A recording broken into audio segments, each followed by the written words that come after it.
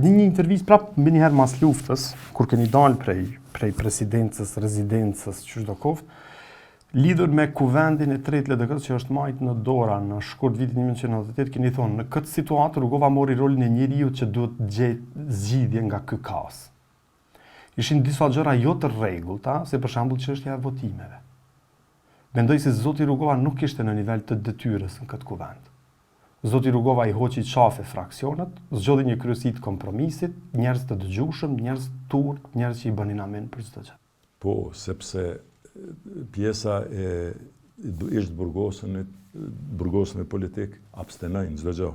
Kryesia e vjetër për ta ngro pak situatën dha dorëheqje dhe tha neve mos na përfshi dhe çaj mbet te Ibrahim Rrugovës tjetër përpos me i zgjedh njerëzit. Dhe në përgjithësi tash në këtë 4 orë. Do me thonë nuk u kon gjithçka në rregull. Nuk u kon gjithçka në rregull. Po nuk u konde dhe po i them, por nuk mund na këto krejt këtë ngjarje me nxjerr profet Ibrahim Rrugovën si të pafajshëm në gjithçka, se fundit krejt fajsinë dhe përgjithësinë ka pas ai.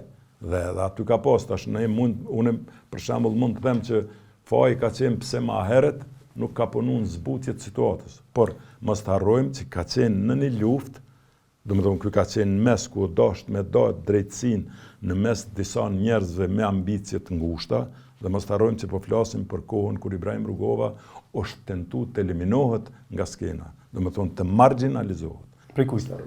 Prej grupeve të shumta, domethënë.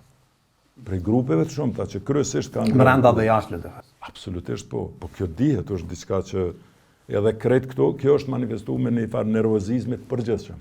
Dhe Ibrahim Rrugova në situatë të tillë çka duhet me bë, o duhet për me shtyje procedurën përpara me zgjedh do njerëz.